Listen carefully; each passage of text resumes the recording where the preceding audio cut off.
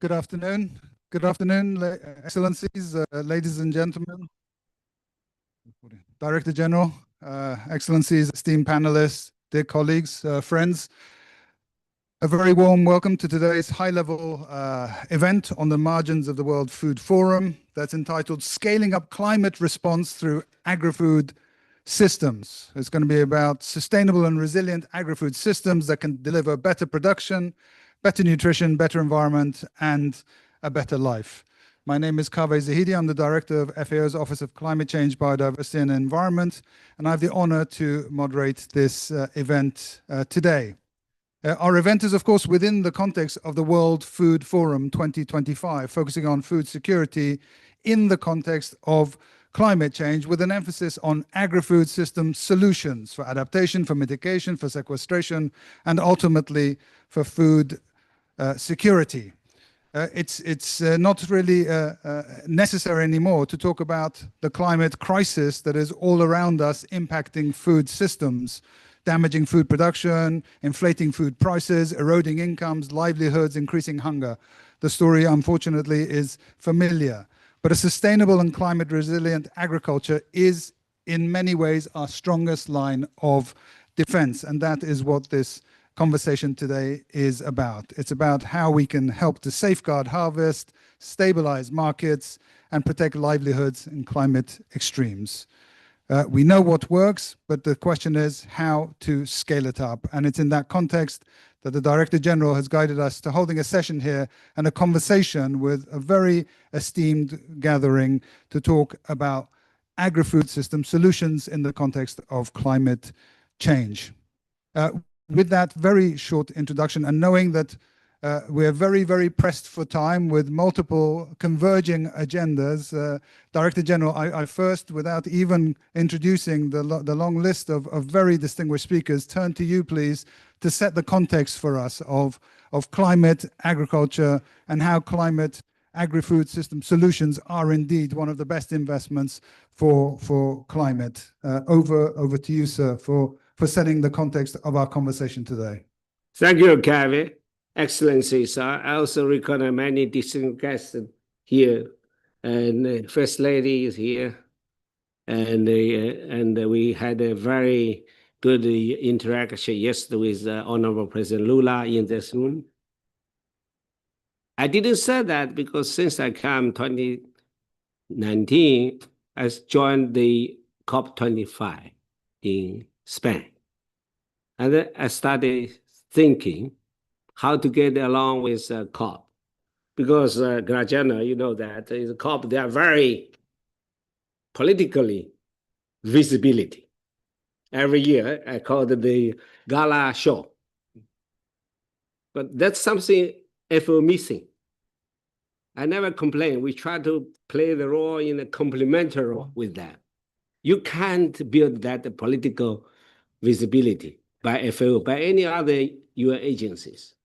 But the way of changing our own business to think differently, to make use of that existing powerful, visible platform.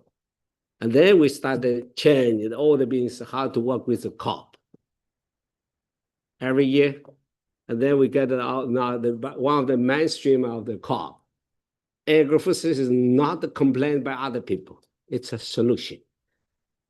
Now everyone knows that agrifood is a solution for COP and for climate change and the crisis. That's one of the things I should report to you. So coming the COP30 in Brazil, we focus on biodiversity again, and to bring the biodiversity not only for the local community, and for global agrifood solution. How to use the COP and the biodiversity is not only genetically and professionally. And I always said many years ago, from the biodiversity to the food diversity. That's linked to our mandate. If we only talk about biodiversity when I was a student 45 years ago, it's a scientific topic. And even here, I used to host the Biodiversity International. Yeah, the graduate, you knows that. So that's the second point. I don't want to read through all this bureaucratic words prepared by Gary. Third point is important. You should get all the key partners work together. It's very difficult in UN system, in the international platform. That's why I learned from the political wisdom from President Xi or President Lula or others, or President Biden, and also here, leaders. You can't change each key partners, but you have to find the common sense of the value. And then you can bring them together. Like yesterday I said, someone here, mosaic. Each piece of color, each piece of big or small, and they make a beautiful mosaic art. That's the reality of the world. That's the reality of the FAO membership. So let's make the new mosaic. You can't make a Western painting or East Chinese painting or abstract or reality painting. No, the time is left, already gone. But the mosaic painting, we can do that. COP30, others. Lastly, what is FAO contribution? If we want to make a beautiful mosaic, first, professionally, linked with our biodiversity or all the resilience based on bio solution. Bio solution. Bio solution, we are familiar. Bio solution, it's you need engineering, infrastructure, agri-food infrastructure. And then FAO, we need the platform, let all the young and hard scientists, policies makers, and businessmen or private sector to dialogue. But so many years, only hear the dialogue among the ambassadors, most dominant, not all of them. If you look the 3 times or 5 times speech by the ambassador, it seems the ambassador is the overall comprehensive expert because they can talk any topic and read the statement because they're not their own thinking. It's instruction from capital. So that's why the World Food Forum is a big platform for bring the young and hard different sectors come together. I encourage each organization, each members use this opportunity to establish your own side event, like yesterday, led by President Lula, or you can lead by farmers organization, or institute, or CGIR, you name it, or even the small island state, or from South Sudan. Yeah. So you can organize the side events, invite your guest, whatever you want, but of course close to the FAO mandate, not the politicalized. And that is the buildings, rooms, its facilities for you because FAO is a member-owned, member-led organization. I'm be humble, you are number 1 servant. Thank you for your coming. Make use of this platform for your own purpose, based on the shared future. Thank you.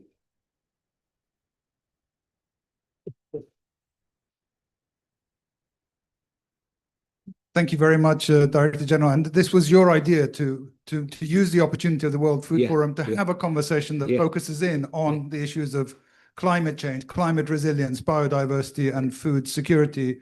And based on that, we have gathered here, of course, Deputy Prime Minister, honorable ministers, PRs, civil society, farmers' organizations, the private sector, to have exactly that action-oriented conversation that you have invited us to hold today. But following immediately on your words, we have the honor to welcome His Excellency Manoa Seru Kamikamika, the Deputy Prime Minister and Minister of Trade, Cooperative, Small and Medium Enterprises and Communications of the Republic of Fiji. You know, I was saying to the Deputy Prime Minister that it's impossible to have a conversation on climate change without including the SIDS and without including the Pacific SIDS. Yes. So we're very honored that he has agreed. Deputy Prime Minister, the floor is yours. Thank you. Director General, Dr. Dongyu, First Lady of the Federative Republic of Brazil, Her Excellency Ms. Rosangela, Minister for Livestock, Agriculture and Fisheries of Uruguay, His Excellency Luis Alfredo Frati Silveira, Minister for Agriculture, Food and Food Security of South Sudan, His Excellency Hussein Akol, Deputy Minister for Agriculture, Azerbaijan, His Excellency Sarvan Jafarov, and Ambassador, Permanent Representative of the Federative Republic of Brazil, Her Excellency Carla Barroso Carneiro. Distinguished guests, ladies and gentlemen, as we say in the Pacific or from Fiji, Bula Vinaka, and a warm blue Pacific greetings to you all. It is a privilege to join this important dialogue and to do so under the leadership of the Director General of FAO, Dr. Dongu, and the government of Brazil as we move forward towards COP30 and the Global Ethical Stocktake. Also, I would like to congratulate the FAO on its 80th anniversary. Thank you. I speak today for Fiji and the Pacific Island developing states, or sometimes we like to make ourselves known as the big ocean states. A family of nations connected by vast ocean that sustains us and guides us through values such as Nduavata, Solidarity, unity and collective effort, and shared responsibility. For us, transforming agri-food systems towards sustainability and resilience is not a distant goal. It is a daily test of survival, ingenuity, and solidarity. Every tide that rises now reaches our fields, our villages, and our future. We speak with humility. The Pacific remains among the world's most food import-dependent regions. Climate shocks continue to erode fertile soils, displace communities, and threaten livelihoods. But we also speak with quiet strength. Across our islands, farmers, cooperatives, and communities are building resilience from the ground up, combining ancestral knowledge with modern tools and proving that small islands can generate big lessons for the world.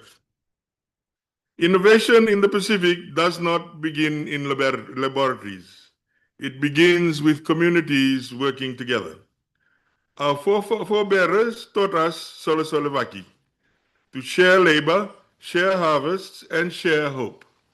Today, that same spirit is driving new partnerships and technologies. Through the Digital Earth Pacific Initiative, our region now uses decades of satellite data to monitor coastal change, soil health, and climate stress, turning science into decisions that protect crops, land, and our people. When these technologies blend with traditional practices such as agroforestry, intercropping, rotational planting, they create something uniquely Pacific. Innovation rooted in culture, powered by cooperation, and sustained by community trust.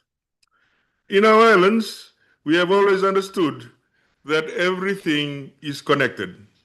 The reef to the river, the farmer to the fisher, and the land to the spirit. This is the systems thinking in its purest form, not as theory, but as a living interdependence. It is why we promote regional cooperation through the Pacific Heads of Agriculture and Forestry Services and through seed solution platforms that amplify what works locally. And it is why we continue to place people at the center, especially our women, youth, smallholders whose resilience our region's strength. When we bring their voices, ideas, and innovations into our food systems, we create value chains that are both inclusive and enduring. In Fiji, we are reviving the cooperative movement, bringing back traditions of Solidarity in the modern economy, ensuring that smallholders can access finance, technology, and collective markets. One of our key national vehicles for this transformation is the Commercial Agriculture National Task Force, a partnership between government, private investors, and smallholder farmers. It is also helping unlock new investment in high-value crops and strengthen logistics, market access, and connecting farmers directly to reliable buyers. This public-private people partnership model shows that when the state, the private sector, and the farmer stand together, food security becomes both achievable and sustainable. We are also investing in climate-smart agriculture, diversifying crops and promoting resilient indigenous staples like breadfruit and taro. But a lot more can be done. And through our partnerships with the FAO, the SPC, and others, we are aligning our national priorities with regional resilience, not to lead alone, but to serve as a bridge for Pacific collaboration. Honorable delegates, we gather here not only to exchange ideas, but to reclaim balance between nature and progress, equity and efficiency, knowledge and technology. The Pacific calls upon the FAO and its partners to help ensure that resources reach the front lines of this resilience. Today, less than 17% of global climate finance reaches local communities. That must change. If we are to truly scale up climate response through agri-food systems, then funding, technology, and capacity must flow to the farmers, the cooperatives, and the youth innovators who stand first in both vulnerability and courage in the Pacific and in the world. Let FAO be the tide that lifts all Pacific canoes, connecting our local wisdom with global action and ensuring that no island is left adrift. Let COP30 in Brazil be the destination that gives the Pacific climate justice and agri-systems that not only feeds and clothes us, but also allows us to trade, share, and thrive. In closing, in the Pacific, we say, no person sails alone. Our journey towards a resilient agri-food system must be one of Ndwawata, one of shared purpose between the islands and the continents, between those most at risk and those with the power to act. Together with FAO, Brazil, and our global partners, let us build food systems that feed our people, sustain our planet, and honor our shared humanity. We thank you, Minakabagalewu, and may God bless us all. Thank you.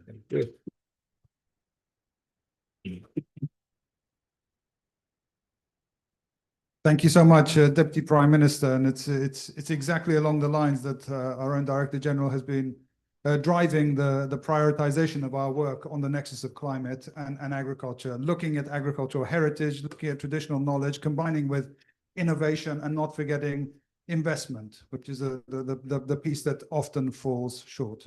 Director General, I know that you have many demands on your time, and we thank you for your time. Thank you. We will support the COP30. Thank you. And focus on the biodiversity linked with the agrifood system.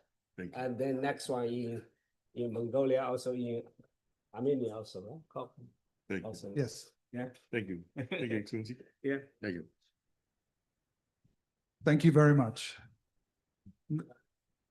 Normally, as the Director General, I can relax, but on the occasion today, we have the former Director General sitting right opposite me in the form of Mr. Graziano. So I can't relax as of yet. But it's a nice way that the Director General and Deputy Prime Minister have really set the context of the conversation for us today.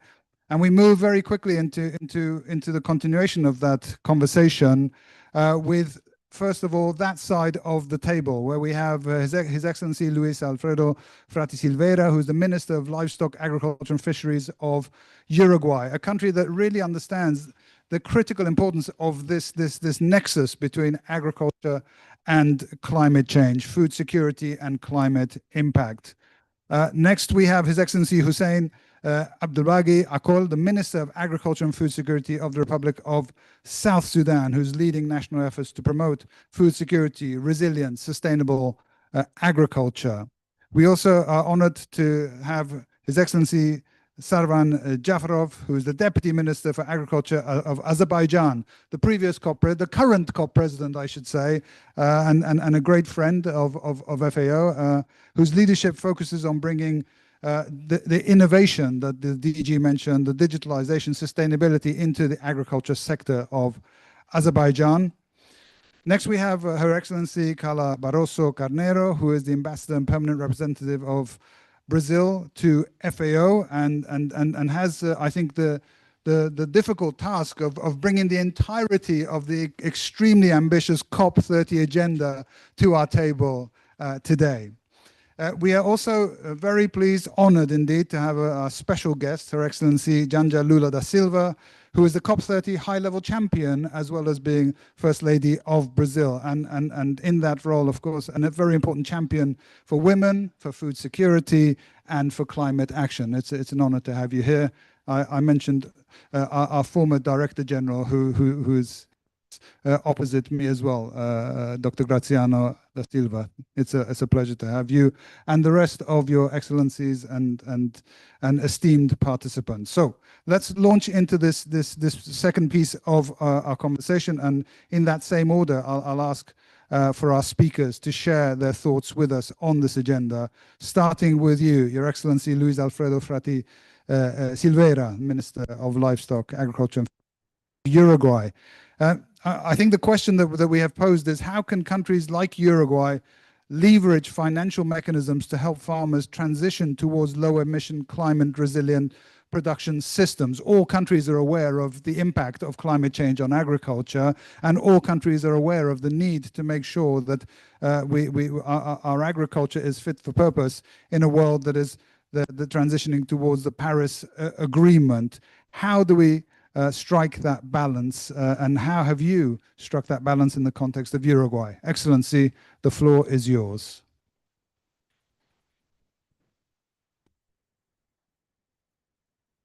Muchas gracias. Primero que nada, me gustaría saludar a la organización por esta actividad y a las personas con las que estoy compartiendo panel y a nuestra audiencia. Me voy a permitir presentar a Uruguay porque asumo que muchos de los presentes no nos conocen. Uruguay es un país pequeño de América Latina con más de la mitad de su superficie terrestre cubierto de pastizales naturales. Es un país en el cual el agro es el motor de la economía y uno de los principales generadores de divisas. Representa a nivel primario en torno al 8% del PIB y aporta aproximadamente el 80% de las exportaciones de bienes del país. Nuestro sistema productivo se basa en la ganadería y la agricultura extensiva, lo que nos convierte en un país altamente expuesto a la presión del cambio climático. Muy recientemente, el país sufrió una de las sequías registradas más importantes de la historia, con pérdidas de 1.800 millones de dólares, principalmente en los rubros de soja y ganadería. Esto hace que la vulnerabilidad del cambio climático sea una de nuestras prioridades de agenda. Una agenda que tiene distintos niveles de acción y que conecta los ambientes internacionales y multilaterales con las personas que producen en nuestro medio rural, que están directamente expuestas a eventos extremos y un clima cada vez más variable e impredecible. O sea, como decían los científicos hace más de 20 años, y no los escuchamos, que los eventos climáticos cada vez van a ser más frecuentes y de mayor profundidad. En el ámbito internacional, Uruguay reafirma la necesidad de impulsar tecnologías y mecanismos de financiamiento destinados a enfrentar la crisis climática, y que estos deben adaptarse a las realidades y particularidades de cada país, sin perder de vista la urgencia de fortalecer la capacidad de adaptación del agro, pilar esencial para la seguridad alimentaria y el desarrollo sostenible. Somos parte de diversas iniciativas sectoriales, algunas de las cuales tienen el impulso de la FAO, como la Alianza FAST, que busca movilizar recursos al agro, o la plataforma Placa en América Latina para fortalecer las capacidades técnicas de nuestros países para la acción climática. En estos espacios el país se fortalece, conoce de primera mano nuevas tecnologías e innovaciones y también las lecciones aprendidas de otros países. A nivel nacional, Uruguay tiene una forma innovadora de abordar el desafío del cambio climático. Tenemos un sistema nacional de respuesta al cambio climático, en el que participan todas las instituciones del Poder Ejecutivo, o sea, todas las instituciones del gobierno de turno. En ese ámbito, se definen las políticas como las NDC y los planes de adaptación. Se generan propuestas para acceder a recursos, se comparten desafíos y se mejora constantemente nuestro monitoreo, reporte y verificación de las políticas climáticas, tanto en mitigación como en adaptación. En este ámbito también se gestaron dos instrumentos de innovación financiera, un bono y un préstamo indexado a indicadores de cambio climático, que podrían ser una nueva estrategia para financiar acciones climáticas.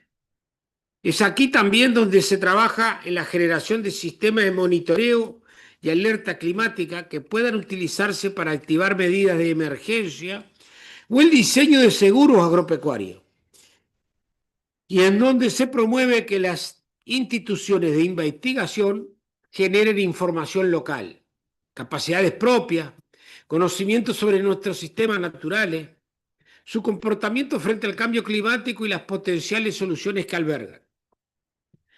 Pero nada de esto funciona si no trabajamos directamente con los productores que sufren directamente los impactos del cambio climático. Y en este sentido, desde la institucionalidad agropecuaria, buscamos estar en diálogo permanente con organizaciones de productores para poder identificar los desafíos concretos que tenemos en cada territorio y poder generar políticas que se ajusten a esos desafíos, que lleven las soluciones al campo, que las tecnologías que se promuevan desde el Estado mejoren la capacidad de adaptación del agro y no lo contrario. Muchas gracias.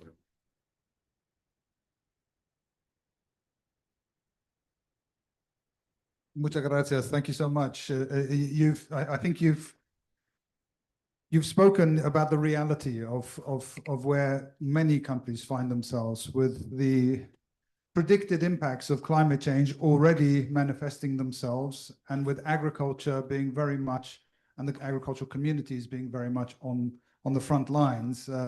But you've also talked about how important it is to include the sector in providing the solutions, something that our Director General mentioned as well, but not just at the macro level, taking this to the field, really demonstrating in the field. And our role here as FAO, of course, is to hear from you, learn from you, support you in this journey, and help to scale the solutions up. Thank you very much, Excellency, for sharing the Uruguay case with us today. We now move to another continent with His Excellency Hussein Abdulbaghi Akol, who's the Minister of Agriculture and Food Security of South Sudan. Obviously, South Sudan faces these multiple challenges: food security, climate vulnerability.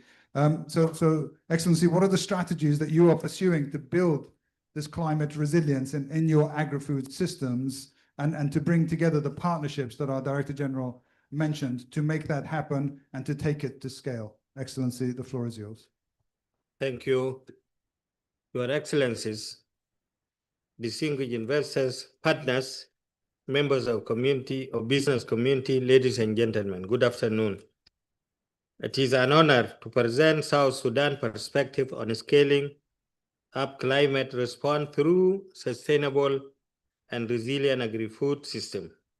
South Sudan climate and food security strategies, particularly the National Determined Cooperation, NDC, and National Adaptation Plan, NAP, and food security policies recognize the critical intersection between climate change and food security. These frameworks aim to enhance resilience and ensure sustainable food system in the face of climate challenges. South Sudan National Determined Contribution outline the country commitment to reducing greenhouse gas emission and adapting to climate change impact, while NDC primarily focuses on emission and adaptation. It acknowledges the significant roles of agriculture in the nation's economy and food security. NDC emphasized the needs of sustainable agriculture practices to mitigate climate impact and enhance food production system. The first National Adaptation Plan for South Sudan identified agriculture as a priority sector for climate adaptation. Key elements include the climate smart agriculture, promoting practices, the increased productivity and resilience, such as drought-resistant crops and efficient water use. Capacity building, enhancing the skill of farmers and extension workers to implement adaptive strategy. Infrastructure development, improving irrigation system and storage facility to reduce post-harvest losses. Policy integration, incorporating climate consideration into agriculture policy and planning. These actions aim to strengthen food security by reducing the vulnerability of agriculture system to climate variability. Our agricultural transformation bill on the Comprehensive Agriculture Master Plan, CAM, and the Irrigation Development Master Plan. We are currently reviewing key policies, including the National Agriculture and Livestock Policy, mechanization policy, and seed policy to enable market-supported climate-smart agri-food system. South Sudan food security strategy focuses on addressing the immediate needs of vulnerable population while building long-term resilience. Key components include emergency food assistance, providing immediate relief to population affected by the conflicts and climate shock. Livelihood support, enhancing the resilience of communities through livelihood diversification and support for small-scale agriculture. Nutrition programs, addressing malnutrition through targeted intervention and promoting dietary diversity. Community-based approaches, engaging local communities in planning and implementing food security initiatives. These strategies aim to create a holistic approach to food security that integrates climate resilience and sustainable development. The nexus between the climate change and the food security in South Sudan is evident. The impact of climate vulnerability and on agriculture and livelihood. Climate-induced shock, such as flood and droughts, exacerbated food insecurity by disrupting food production and access. Integrating climate consideration into food security strategies is essential for building resilient and ensuring sustainable food system. In summary, South Sudan climate and food security strategy recognize the interdependence between climate change and food security. By integrating climate adaptation into agriculture practices, enhancing institution capacity, and promoting community-based approaches, these framework aim to build resilient and ensure sustainable food system for vulnerable population. In South Sudan, a range of strategic initiatives are being implemented to enhance climate resilience in agri-food system while supporting food security for the most vulnerable communities. These efforts are crucial given the country's accessibility to climate-induced shock as a flood and drought, which significantly impact small-scale farmers and agro-processors. Climate-smart agriculture practices programs are promoting the adoption of climate-smart agriculture practices among the rural communities. These practices include water-efficient irrigation, drought-resistant crop varieties, and sustainable land management techniques. Such initiatives aim to increase productivity and reduce vulnerability to climate variability. Strengthening the capacity government institution at national level, state and county level is priority. These involve training staff to effectively coordinate and implement development projects, conduct policy reviews, and integrate climate change consideration into planning process. South Sudan Livelihood Resilient Projects is one of the such initiatives focusing on these aspects. In investing in climate resilient infrastructure such as flood resistant roads and storage facilities is essential, as the impact of South Sudan faces is mainly from recurrent floods. Infrastructure development will facilitate better market access, reduce post-harvest losses, and ensure that communities can maintain food security during adverse weather events. Developing and implementing financial instruments such as climate risk insurance and finance solution can help smallholders farmers manage to financial impacts on climate-related disasters. These instruments provide a safety net and encourage investment in the climate resilient practices. Conclusion: building climate resilient South Sudan agri-food system requires comprehensive approach that integrates sustainable agriculture practices, institution strengthening, infrastructure development, and collaborative efforts. By focusing on this strategy, the country can enhance food security for its most vulnerable community and reduce their susceptibility to climate-induced shock. I want to announce that the South Sudan is going to conduct conference in Juba and will be a partnership with investment forum, which will bring all actors, government, partners, and civil society, academia, and the private sector. Thank you very much.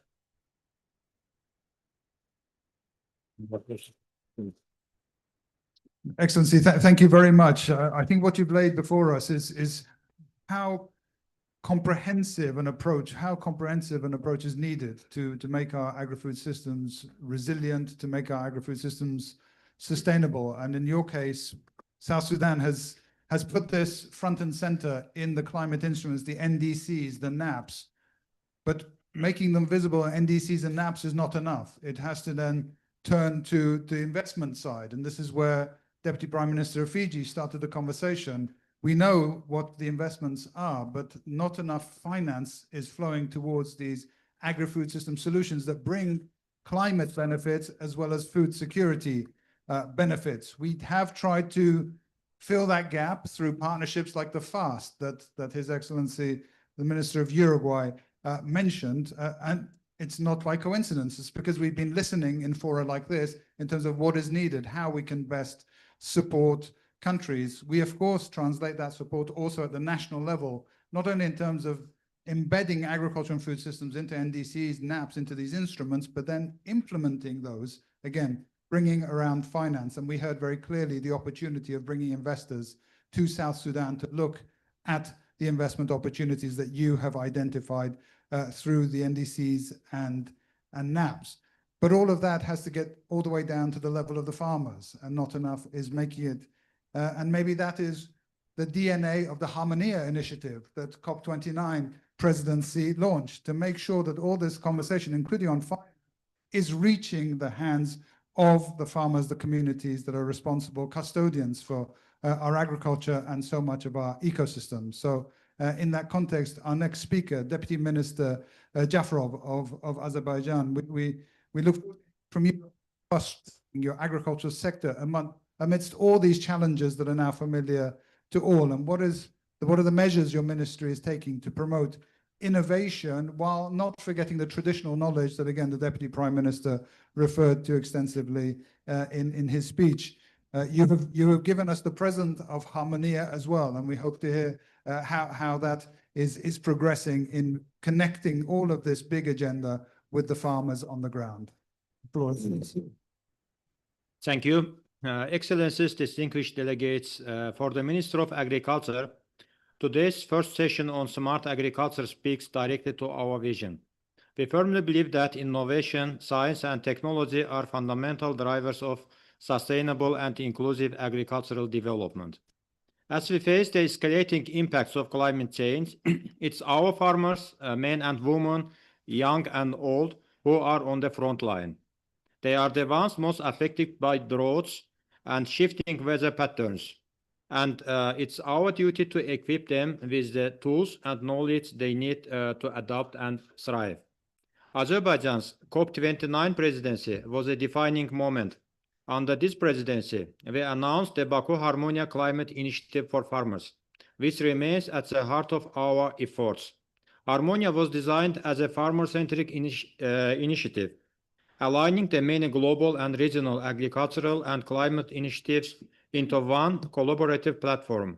Its goals are clear: clarifying the landscape of initiatives, enabling better knowledge exchange, and reducing duplication; catalyzing investment into climate-resilient agri-food systems, working with private and public partners, multilateral development banks, and agricultural development banks; empowering farmers, especially women and youth, by supporting climate-resilient villages and rural communities. Harmonia is our commitment to ensure that agriculture initiatives launched at past and future COPs don't remain fragmented, but converge into meaningful, lasting impact. At the same time, we know that modern agriculture cannot succeed without digital transformation and smart technologies. Since 2018, the Ministry has accelerated the digitalization of services through e-agro, enabling farmers to access key services digitally. The importance of these systems was proven during the COVID-19 pandemic, when farmers ensured national and global food security under the most difficult conditions. Today, we are moving even further. Together with international partners, we are developing a 2-year digital and AI roadmap that already features more than 30 practical use cases, from crop variety mapping and soil monitoring to yield forecasting and water-efficient irrigation. Pilot projects are underway, and nationwide rollout is imminent. These data-driven tools will help our farmers make smarter decisions, strengthen resilience, and unlock significant economic value in the years ahead. The key lesson from Azerbaijan is that resilience emerges when data systems, institutions, and communities interact. Technology alone cannot deliver sustainability. It must be embedded in social structures and supported by informed policy. When innovation amplifies the precision of traditional knowledge, productivity rises and vulnerability declines. Thank you for the first question. Thank you for your attention. Thank you. Thank you very much. And it's good to also hear from you the technology side of things. Yeah. We are moving into the world of AI. We're moving into quite a different world. How does that apply to our agenda and our work? And we look forward to learning from you and to helping then take that learning to other countries. And I guess this is the whole purpose of what we try to do, is to hear from Fiji and from Uruguay, South Sudan, Azerbaijan, all the countries. What are the needs? What are the gaps? And to some degree then support the presidencies of COPs to integrate and respond to some of the needs that have been expressed through our platforms. And although that puts a lot of pressure onto our next speaker, Her Excellency Carla Barroso Carneiro, Ambassador and Permanent Representative of the Federative Republic of Brazil, we have high expectations, right, of COP13. We're looking forward to COP13 in the heart of the Amazon, Belém. And we'd love to hear from you. How can agri-food systems continue to be positioned centrally at the heart of the COP, of the global climate agenda, really, and what outcomes would you and Brazil like to see on this front coming from Belém? Ambassador, the floor is yours. Thanks, Kaveh, for not putting any pressure on us. So, Her Excellency Janja Lula da Silva, First Lady of Brazil, His Excellency Manoa Seru Kamika, Deputy Prime Minister, Minister for Trade and Small and Medium Enterprises of Fiji, His Excellency Luiz Alfredo Frate Silveira, Minister of Livestock, Agriculture and Fisheries of Uruguay, His Excellency Hussein Akol, Minister for Agriculture and Food Security of South Sudan, who just announced that they are hosting a conference here to attract new investments, and I hope we can all come. His Excellency Sarvan Jafarov, Deputy Minister for Agriculture of Azerbaijan, who represents the COP20 presidency. And I also take the opportunity to say that we are going to present the Baku to Belém roadmap to a 1.3 trillion. The idea is to enable scaling up financing to developing countries parties to climate action. But I will continue. There is also here Ms. Diane Sibanda, who is the president of the Botswana Farmers Association, Teolau Dr. Vilamuno Yese, who is from the Samoa people, who is the Senior Research Fellow on Drought Resilience and Climate Studies from the Melbourne University of Australia. And also we have here Mr. Roel van Poppel, who is from Olam Food Ingredients, the Chief Sustainability Officer, so someone also from the private sector, and Ms. Helena Teklu, who is the lead of the Wild Food Forum Ethiopia Youth Chapter.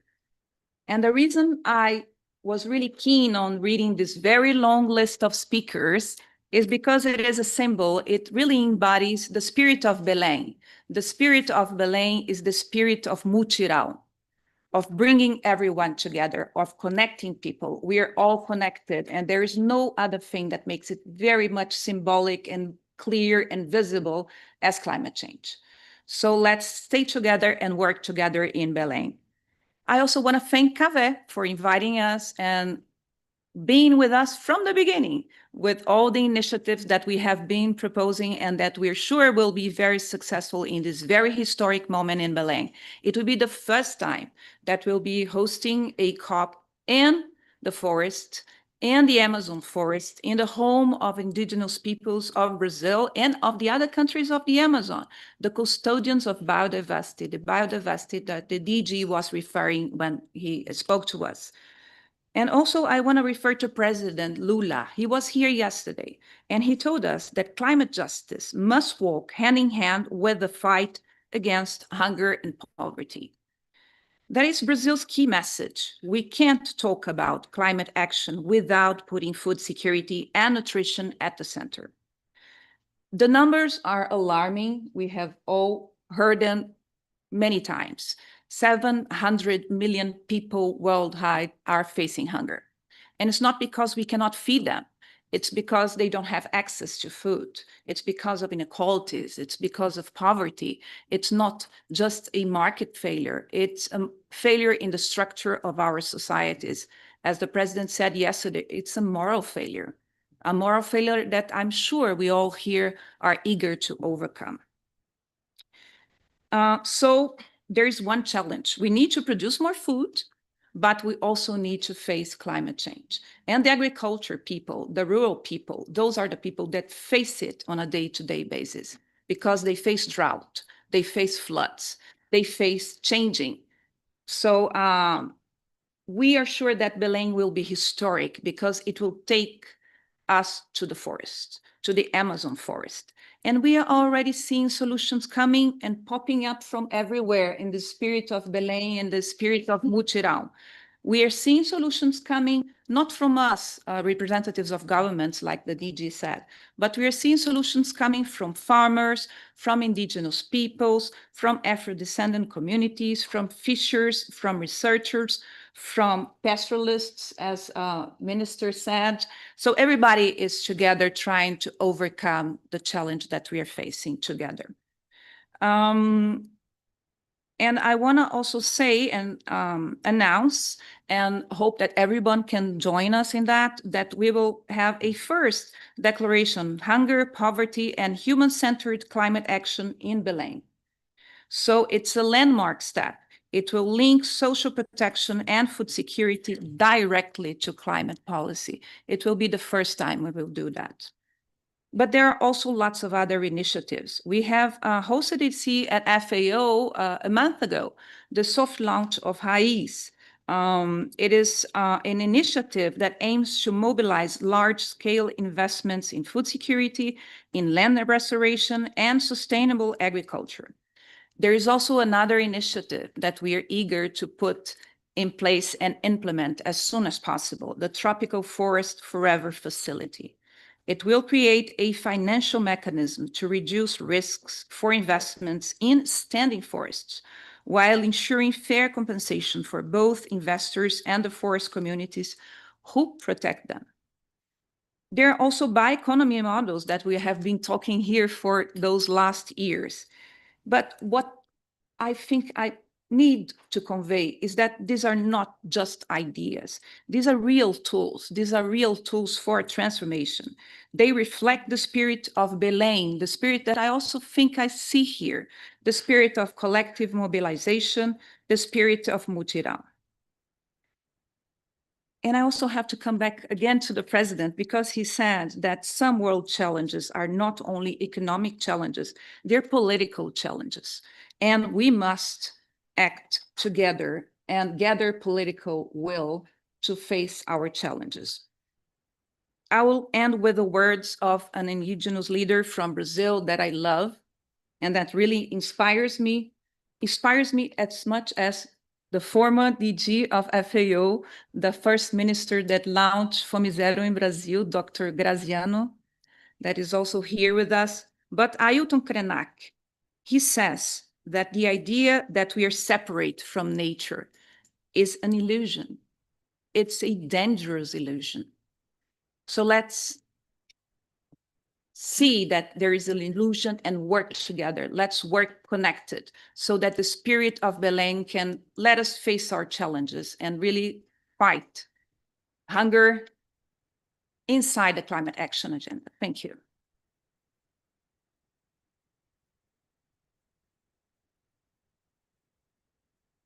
Thank you so much, Ambassador.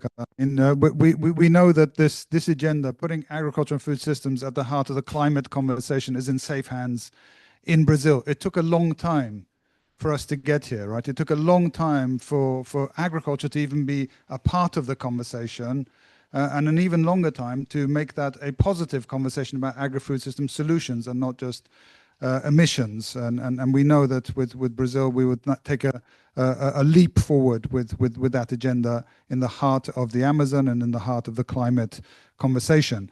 But as you said, this requires a mutirão. I'm beginning to understand what mutirão means. I didn't at first, but I understand now. It's complicated, and there's a lot of voices and a lot of stuff going on. Exactly.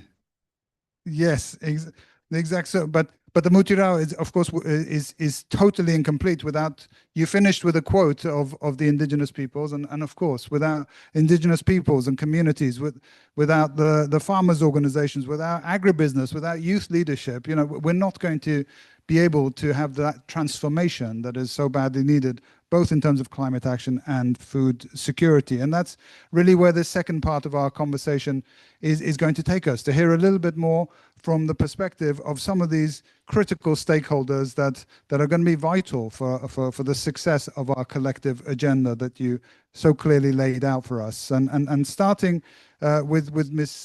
Diane Sibanda, who is the president of the Botswana Farmers Association. We cannot have a conversation about food and agriculture without having the voice of the farmers front and center. You have been a champion for the rights and livelihoods of smallholder farmers in Botswana and Southern Africa.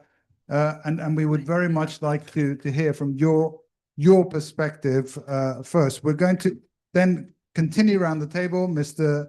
Williamo Lesse, Willy, from the University of Melbourne, a Pacific Resilience Partnership Task Force member, and he has been leading research in risk resilience in agriculture. Absolutely vital, right? Risk resilience in agriculture. We will continue this conversation then with Ms. Helena Teklu, who is the lead of the World Food Forum Ethiopia Youth Chapter and CEO of Seed Balls Ethiopia. But this week is very much about the youth, so we're glad that we have you now taking our Director General's position, which I hope our conference service colleagues can sort out, so I don't get accused of engineering a coup in the middle of the World Food Forum. And then the private sector, Roel van Poppel, Chief Sustainability Officer of Olam Food Ingredients, overseeing sustainability and climate action initiatives across global food, feed, and fiber supply chains, and a vital ally for this food system transformation. So, starting with the World Farmers Organization and Ms. Diane Sibanda, I ask you to share a little bit the perspective from the smallholder farmers, especially women, marginalized groups. How can they, and what is your advice to us? How can we have the conversation about better access to climate finance, better access to support that is so vitally needed for them to adopt sustainable practices, improve productivity, and of course, increase their resilience? The floor is yours. Thank you and good afternoon. Am I audible? Farmers actively manage a third of the world's land, and by so doing, contribute directly to the health of our environment and well-being of our communities. And yet, farmers are And yet, for farmers to fulfill this role, we need support. Conducive policies and investment and market. Policies are very critical for farmers because in most cases, farmers are bystanders when it comes to policies. And it's critically very important that from the initial stage, the farmers are engaged because they understand the well-being, they understand what they are doing, they are hands-on, they are the people on the ground. Farmers must be partners in decision-making, not bystanders like I alluded. And farmer organizations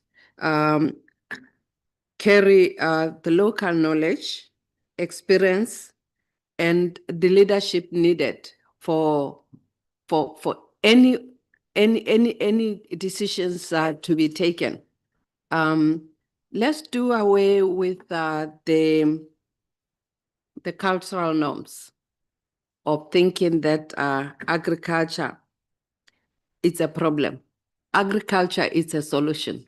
We cannot do anything without agriculture. All of us are here because they ate, and you can only eat if agriculture is involved. We need the political will, and that's very critical for agriculture to be sustainable. We need the political will. Farmers must be engaged from the first design of policies. We shouldn't just be called to rubber stamp.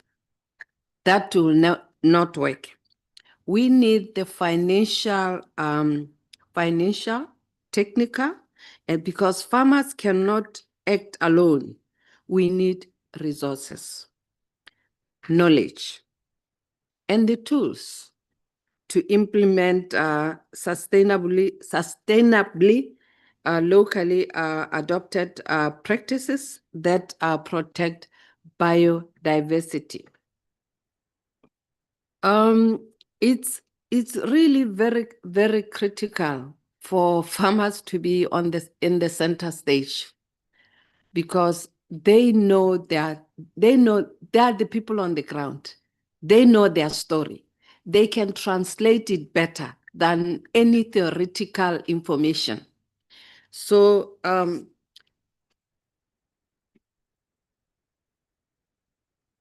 farmers are not a problem. Farmers are a solution. And we really have to take that into consideration, that farmers are a solution. Because like I've been alluding, farmers know their story. They know their story better than any theoretical information.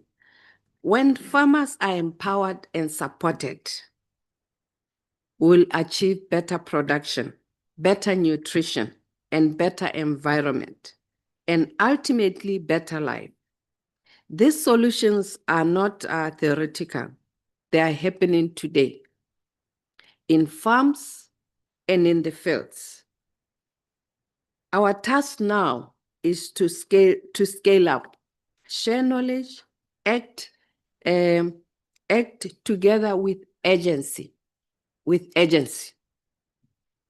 Let us all commit to the future where farmers are recognized as central actors in sustainable food systems, where biodiversity thrives, and where communities everywhere can enjoy the dignity and security of resilient food systems. Before I conclude, I'll go back that farmers are not a problem. Farmers are a solution. Thank you.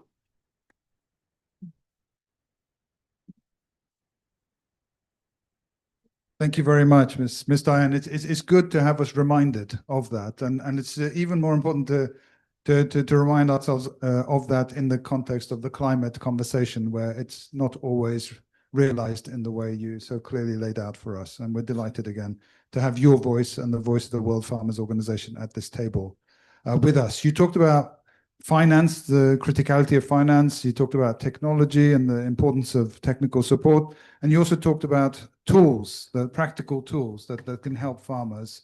And I think that takes us very neatly to the next part of this conversation. And Dr. Willi, who's the University of Melbourne, the Pacific Resilience Partnership Task Force member. Dr. Willi, you're a leading researcher in risk, resilience in agriculture, food security, climate change, loss and damage, all of these things that are going to be front and center. And you carry the whole weight of the Samoa people, I see from the sign in front of you. So we really look forward to hearing from you in terms of how can we, as a community, work with indigenous peoples to scale up sustainable agricultural practices and to scale up, of course, and to maintain and build on the indigenous peoples' knowledge systems really as a foundation for that. Over to you, Dr. Billy.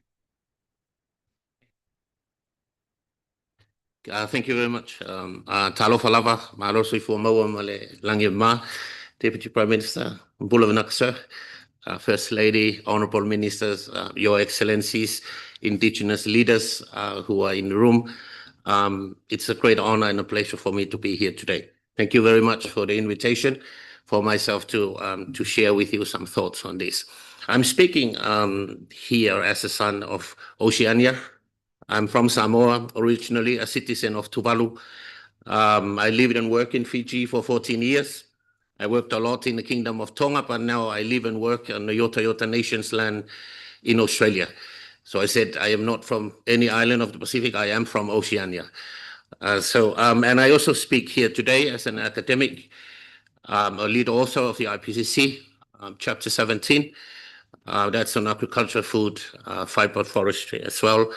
But most importantly, I speak here today as a Samoan Matai, indigenous chief, as a leader of my people as well in Samoa. So it's a very important question that you asked, because it reminds me of the visit of the Director General from FAO who came to the University of Melbourne last year. And he was also visiting Fiji during the Pacific Solution Forum that was hosted by Fiji. And I'm saying this because after he left his visit from to the University of Melbourne, there were lots of interactions and momentum and engagement between the University of Melbourne and the Indigenous People Unit here in FAO in order to scale up the inclusion of Indigenous people in Australia and also Indigenous people in the Pacific Islands, looking at all different varieties of engagements for development, for climate change, and also understanding the biodiversity. I'm saying this because, number one, being present is very, very important.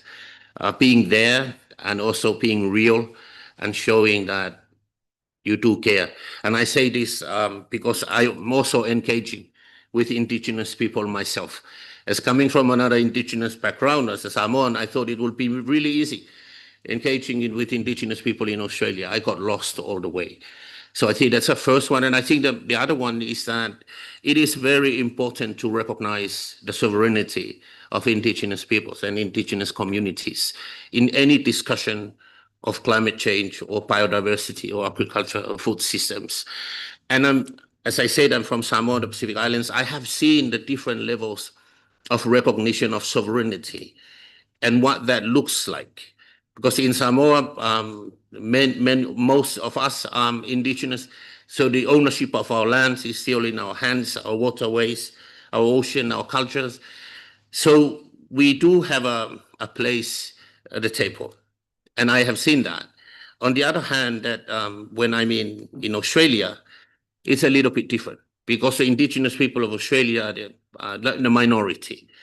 So it's important to recognize sovereignty of Indigenous people in the different contexts that they are in, and recognizing sovereignty meaning that you engage with them, you include them right from the start, not only when we discuss scaling of solutions. So I think it's really important to say that.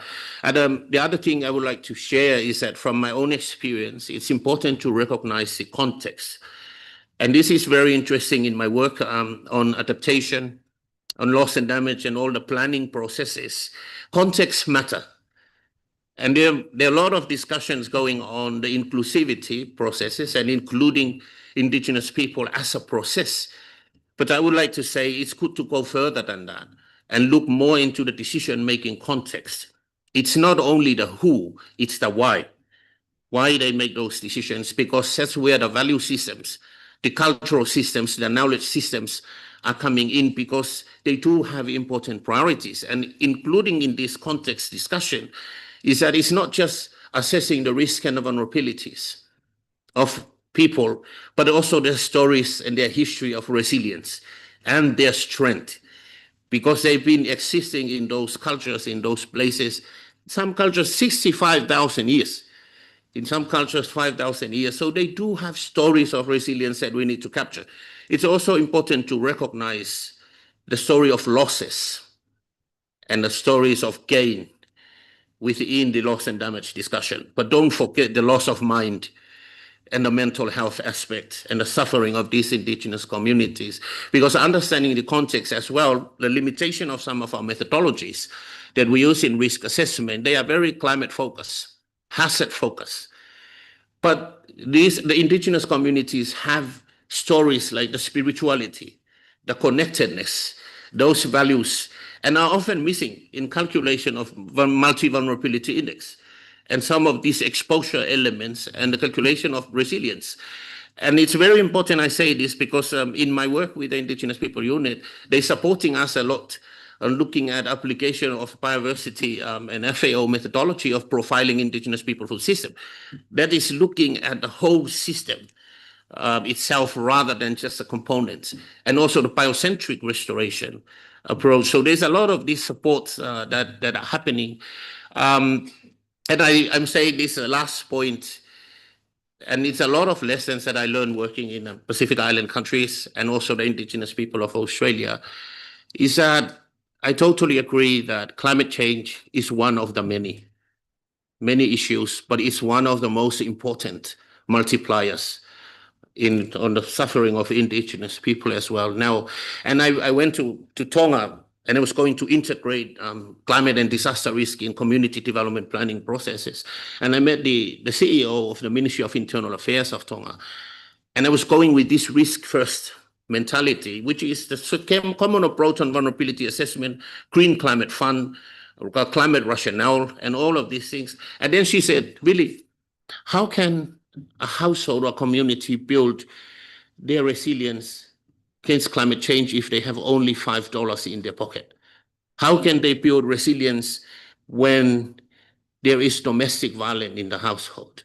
How can they build resilience when there's environmental degradation? How can they build resilience when they don't access to land, to own lands themselves?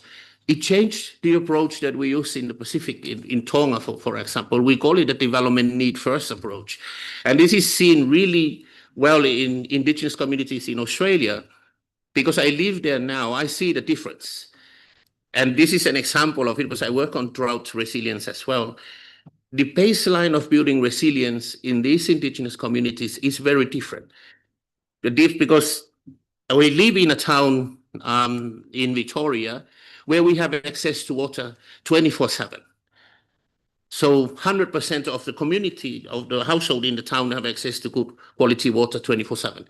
So all our efforts on building drought resilience is starting at zero. That's our starting point. The indigenous community is very close next door. There's only about 50% of the household, or 60% of the household have access to good quality water. So their starting point is negative 40%. That's their starting point of resilience. And this is also the picture in the Pacific Island countries.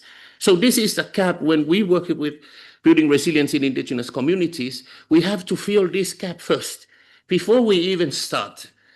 And that is the importance of the resilience development framework the Pacific Islands has, because it looks at the spectrum of development, disaster risk reduction, disaster risk management, climate change adaptation, and loss and damage. And in this space, it's not whether it's disaster risk management or climate change adaptation argument anymore. It's all of the above. So thank you very much for the opportunity. Thank you.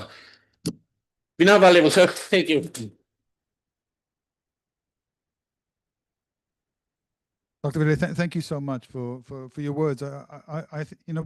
We hear you, and we hear you clearly, and I think that's why you're beginning to see, I wouldn't say it's a success, you're beginning to see a much more systemic approach that actually is one that's more appropriate for a farmer. A farmer, you can't talk to them about climate on one day and biodiversity the next day, food security a third day, come back to land degradation.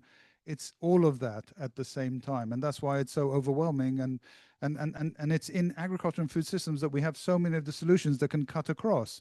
And this is where some of the initiatives of Brazil in COP30 do exactly that. The restoration of degraded agricultural land, if done well, can build resilience. It can also sequester carbon dioxide. It can address biodiversity and its sustainable use. And of course, it can be an element in food security. And these are the kinds of solutions that we have to see, to replicate and to scale up quickly, hand in hand with those who are the custodians on the ground and in the communities. And thank you for reminding us of that. Obviously, this week is an important week, not in terms of just the World Food Forum, but in terms of how important the youth are within the World Food Forum as a driving force of the World Food Forum. I think most of us were at the opening yesterday, and we're still carrying the energy of that. And so Ms. Helena Teklu, it's over to you as the lead of the World Food Forum Ethiopia Youth Chapter to help us maybe contextualize, how can the youth-led climate action help us to transform agri-food systems? Where do the youth fit into this complex picture, really as the turbocharging element that can get us to where we want to and at the speed that we need to? Over to you. Thank you very much. Can you guys hear me? I'm audible? Okay. I will speak up as much. Thank you very much. It's a privilege to speak to you today on behalf of the Ethiopian Vibrant Youth Movement, a generation determined not to wait for a change, but to lead it. Ethiopia is a young nation. Over 70% of our population is under 35, and most rely on agriculture for their livelihoods. Yet, too often, young people are excluded from access to finance, land, and decision-making. We see this not as a limitation, but as an opportunity to re-emerge our agri-food system through youth-led innovation, inclusion, and climate action.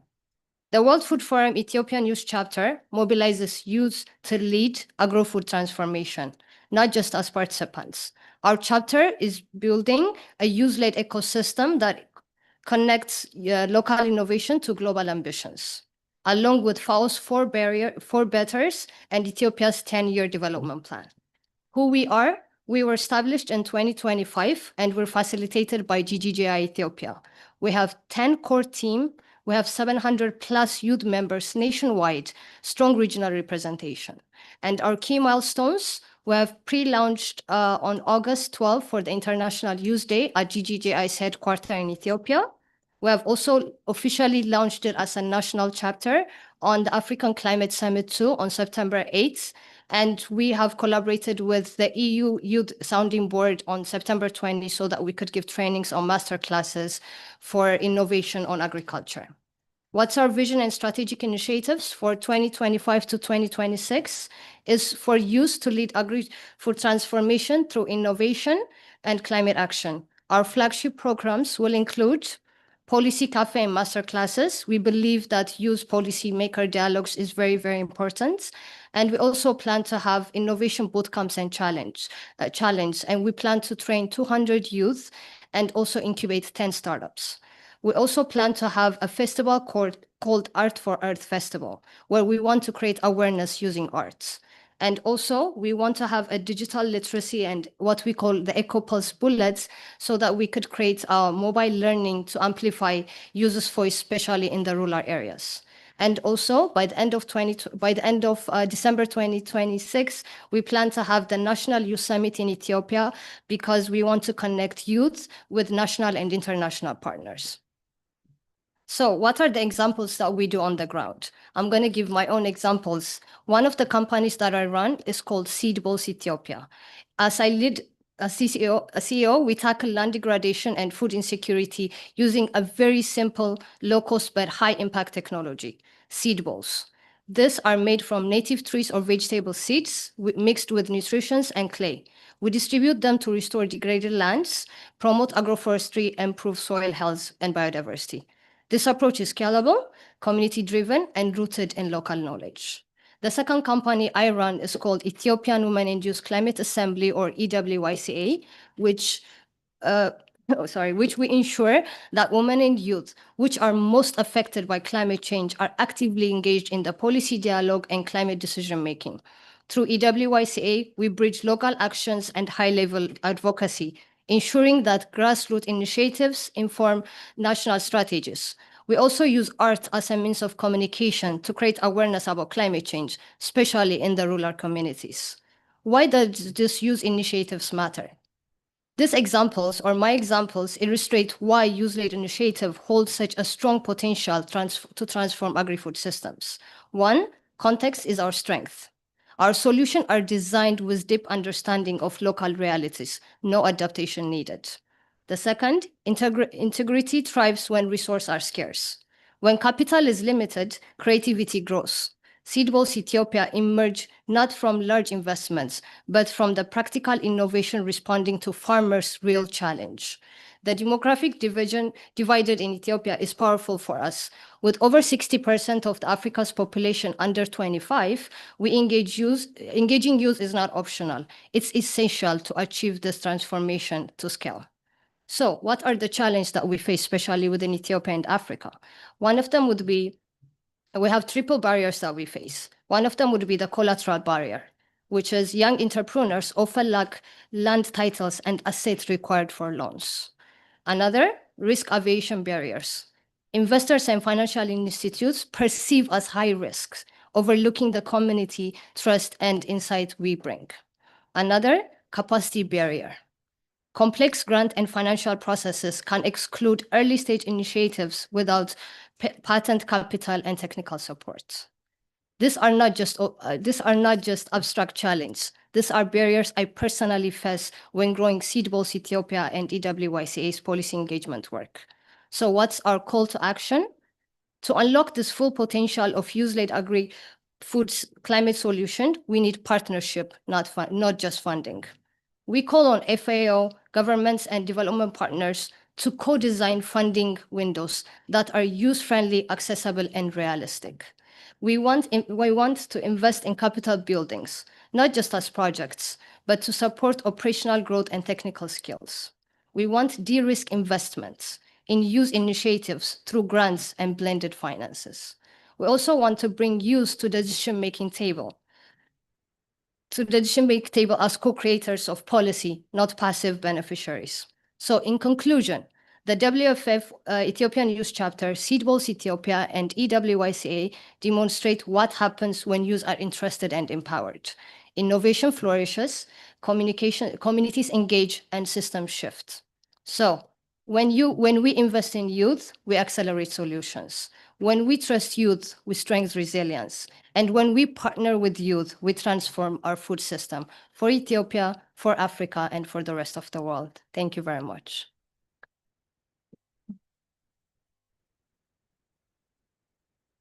Very much, and very inspiring. I can barely manage with my one job, but you have 3 hats at least that you are juggling, and amazingly by the sound of things. You know, in a way, from what you've heard from the others, you're trying to deal with a double risk, because agriculture is already seen as a risky endeavor, right? As a risky investment, and now the youth element seen as so you're having to deal with this sort of double risk, but you're clearly also finding ways around it with solutions, real solutions on the ground. And we hear you very clearly about what would be needed to help you and others to scale up those solutions. Finance is a big part of it, and access to finance is a big part of it. And we hear that, and I think that's something that we will carry forward through our initiatives like FAST and others to make sure that gap is bridged. We've talked a lot about finance. It's not just about public finance, of course. The private finance and investment is a vital part of the agri-food system transformation. And then to pull all the strands of this conversation together, we now turn to Roel van Poppel, who's a Chief Sustainability Officer at Olam. You know, you hear it, you've heard it all, right? All that needs to be done. And of course, the governments play a key role. That policy message from the COPs is vital. How that's translated into plans on the ground is important. How public finance, in a way, begins to lead some of the changes and transformation is critical. But as critical is the role that you and the private sector play. So Roel, what are the types of targeted investments that you feel are needed to scale up sustainable and resilient agri-food systems, what we've all been talking about around the table today? And how can we ensure these investments are, as you've heard, inclusive and equitable? And of course, this comes from your experience and the perspective of Olam. So over to you. Thank you very much. And dear First Lady, dear Excellencies, dear distinguished delegates, it's a great honor for me to speak here as well. And I'd like to thank you for the opportunity. I've heard a lot indeed, a lot of stories moving in the same direction. We're talking about putting farmer centrally. We're talking about a livelihood, a living income for people as the base. We're talking about how such a little percentage of global finance reaches communities.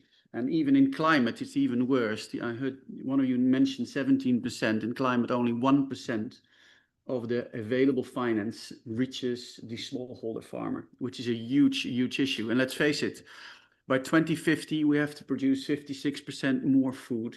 That might come if we don't have a significant productivity increase from 593 million hectares that we need, which is twice the size of India. We acknowledge in this sector that 25% of our emissions globally are from the ag and food sector. And we also talked about not having access to food, but yet again, we waste over 1/3 of the food we globally produce. So the challenge is definitely there, and we live it day by day. OFI, Olam Food Ingredients, we are a company that is present around 60 countries across 5 different product groups: cocoa, coffee, spices, nuts, and dairy. In Brazil, we are the largest exporter of coffee, and we have local facilities in cocoa and coffee in Brazil as well. Brazil is a hugely important country for us. And we are the first private sector company that has joined the Commit to Grow Equality initiative of the FAO. We are a purpose-driven company, and our purpose is to be the change for good food and a healthy future. And that may be a very wide sentence, but be the change for us is very important. Every colleague that I have, every employee of OFI needs to be the change that we want to bring about. We've created a vision for our sustainability strategy, which is to be the preferred partner for positive change. And I've heard that here in the room as well. We cannot affect change alone. We need to collaborate. We need to collaborate with farmers, with the communities that we're operating in, with governments, with NGOs, and with our customers as well. And that's what we continuously do. And we can only do it because we are there at the start of our supply chain. We deal with 2.5 million farmers globally as a company. And as much as possible of the products that we produce, we actually process in the countries of origin, which are primarily in the global south. Our long-term ambitions in sustainability are very much in line with the 4 betters that you've identified as FAO. We've done a double materiality assessment, and out of the double materiality assessment, our number 1 area is basically making sure our farmers that we're dealing with have a livelihood. And in more technical language, it actually means they earn a living income. And a living income is an income that is so high that a farmer can provide for food, clothing, housing, schooling for his family, can have access to drinking water and healthcare, but can also save money for unexpected events. In our strategy that we've laid out, we put the farmer central, and that's what you call as well, with better life, better productivity. Also, we're focusing on nutrition in our strategy. We want to make sure that human rights are safeguarded in thriving communities that we operate in. We want to be climate neutral by 2050, and we want to make sure we regenerate nature and agricultural landscapes in collaborative partnerships with others. And all of that links very clearly to the 4 betters. Our 2030 targets that we've imposed on ourselves are very concrete. And that's the other thing that I would like to stipulate. We need to be very concrete in the action agenda that we strive for. We want to support over 1 million smallholder farmers with enhanced livelihood support. We want to support 750,000 community families with enhanced nutrition and health support, which for us enhanced means a combination between physical and training support. In our strategy, we've also said that we have to establish multi-stakeholder partnerships at landscape level. And landscape level is the crucial and most hard thing to do here, because it's easy to collaborate with one farmer group, or relatively easy, and one customer. But it's harder when you broaden the customer group, broaden the number of farmers involved, really try to reach impact at landscape level. But in our supply chains, that is really needed. We run 130 different programs, multi-stakeholder programs across our supply chains, and 16 of those are at landscape level. And we work with customers, the global branded food companies that many of you know. We work with governments, work with NGOs like GIZ, FDOC. But in the sustainability world, especially the private sector, there's a lot of talk about reporting and ESG and data and how to make it happen. But what people often forget in that whole discussion is actually what we're doing this for. We're doing this to create measurable impact at scale. And that's what we're sticking. That's why we stuck our necks out. We have SBTi validated targets from a climate point of view, but we really need to make sure that we focus on the impact we want to create. And I was in Ghana earlier this year, where we opened a school where 600 kids in a very remote village in the Nkoko area can now go to school, which allows their parents to farm during school time. I was in Indonesia earlier in June this year, where we set up a program, which is an agroforestry program in cocoa supply chains. Whether you like it or not, also Indonesia suffers from drought because of climate change. So we've installed irrigation equipment, but also have worked to build agroforestry programs across farmer landscapes in the southern part of Sumatra. So it's these type of very concrete investments that are needed to make sure that farmers are more resilient to climate change. And I think that is the key word. How can you keep the farmer central, as you, Ms. Sibanda, have said, and how can you make sure that they earn a living income so that they actually can provide for their families and can save for a rainy day? but at the same time also farm in a way that's resilient. And that's why one of the target that we've imposed on ourselves is that we want to have 2 million hectares from the area that we're sourced from to be under so-called regenerative agricultural practices. And I'm very optimistic because this area is something where the world starts to speak a common language. People understand what regenerative agriculture is, how it's applied across our supply chains, which can lead to that impact. So if you're talking about investments, we're talking about climate smart, targeted investments that support regen agriculture, that promote adoption of drought tolerant and pest resistant crops, diversified cropping systems and livestock breed improvements. We can talk also about circular and low carbon food systems where we need to invest in technologies to valorize agricultural waste, which is a big reason for carbon footprints overall. But at the end of the day, it's also making sure investments are inclusive and equitable. Again, I'd like to stipulate it, I'm repeating this several times, it's about the livelihood of the farmers that we're dealing with, that grow our crops, and that are our real partners to drive that positive change. It's about access to capital. It's about making finance inclusive and making sure we design credit lines, grants, and insurance products that are affordable and accessible to smallholders, indigenous people, and women farmers as well. And also women farmers for us are hugely important. We have a target of out of the 1 million to support 250,000 women farmers by 2030 as well. And we're tracking the progress of that target year on year. So I'd like to close with one thing. I think the time of pledging is over, also for the private sector. There have been many companies that said, we want to do this, we want to do that. It's now the time for concrete action, which all starts with concrete impact programs in collaborative landscapes, with concrete targets driven by partners working together. That is the smallholder farmer, that is the government, that is the NGO, and that is the private sector as well. And what's very important in this as well, because this is not easy, is that we start sharing successes. Start sharing successes and make those successes positively contagious, because that's what this sector needs, that's what our landscapes needs, that's what our smallholder farmers need. And I'd like to close with that. Thank you very much. I'm optimistic. Thank you.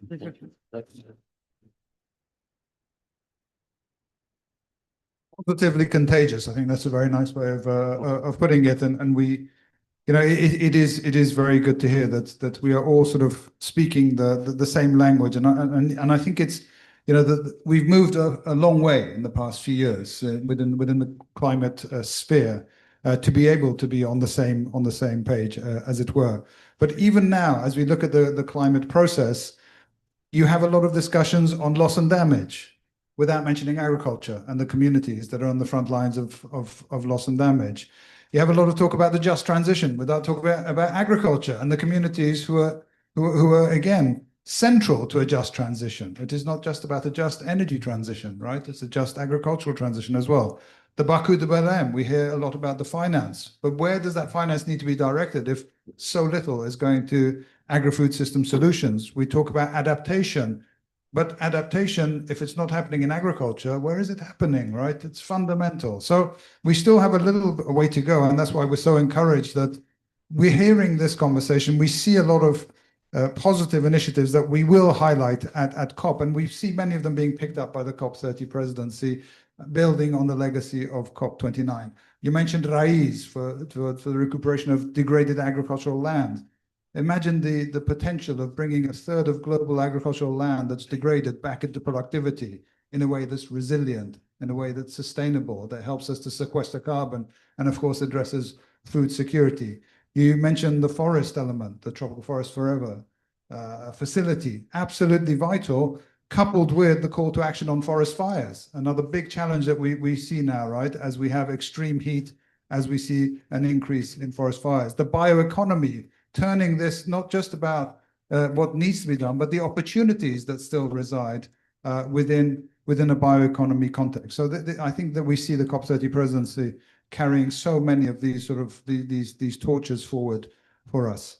I'd promised to end this session way ahead. In fact, I'd promised to end it 5 minutes ago, but I haven't lived up to my promise. We have a lot of extremely distinguished people, but if you would allow me a few more minutes of your time to see if there's any brief comments or questions that others would like to sort of throw our way before we close our session today. So with your indulgence, if there's any comments or questions that you'd like to share with us, we would happily receive them from you. Just tell us who you are and go ahead and share, including from the youth delegates who are with us today.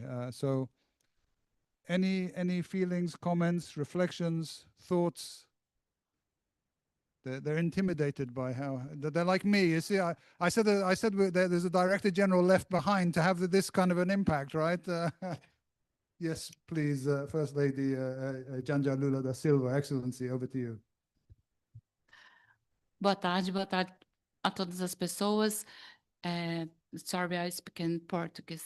Okay. My English is not good.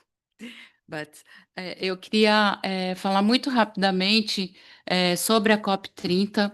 Eu acho que eu sou, além de ser primeira-dama do Brasil, eu sou enviada especial para as mulheres para a COP30 e a gente tem feito um trabalho durante esse ano todo de andar pelo Brasil, pelos biomas brasileiros, conversando principalmente com mulheres. O Brasil tem 6 biomas e a gente tem feito esse trabalho conversando com as mulheres, buscando os projetos alternativos para enfrentamento às mudanças climáticas. E eu queria aqui, a Carla falou muito bem sobre a palavra-chave que movimenta a COP30, que é uma palavra tupi-guarani, uma palavra indígena, que é mutirão.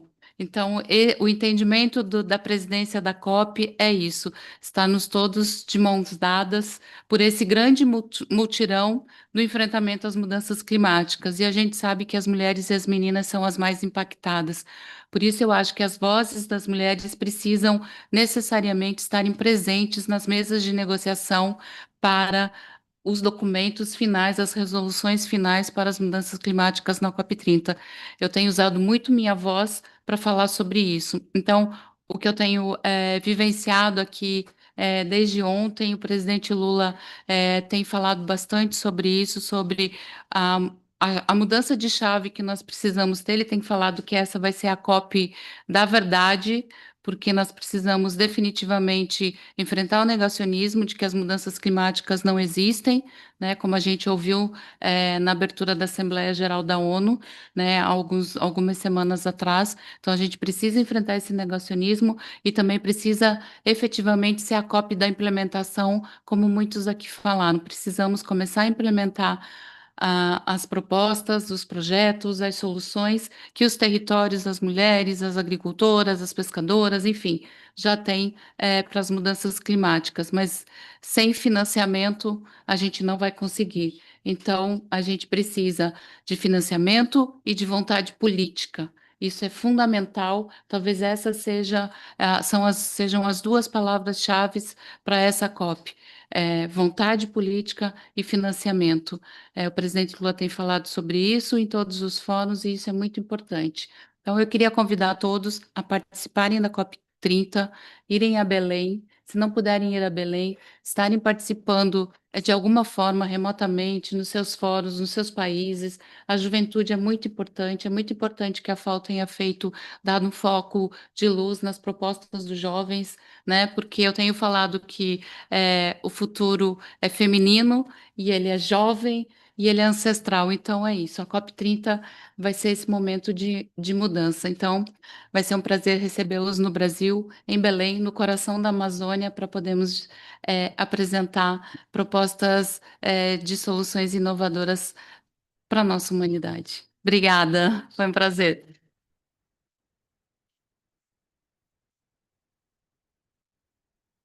Well, I think that's the perfect way for us to end our conversation today. You brought it together so beautifully as a COP30 climate champion.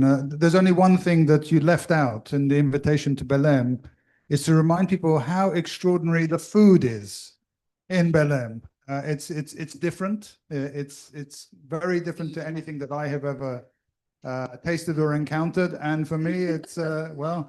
Eu não queria prender vocês pelo estômago, mas é exatamente isso.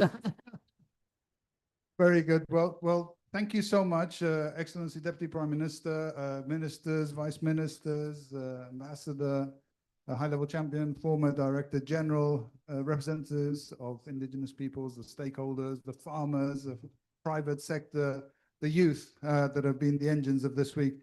We thank you all so much for giving us your time this afternoon. We have heard each and every one of you. What you speak about shapes our initiatives, shapes our programs, shapes the way we support countries with their investments, with accessing financing. So we are very grateful that you've shared your time and your thoughts with us this afternoon. So another round of applause for all our speakers as we wind up. Thank you.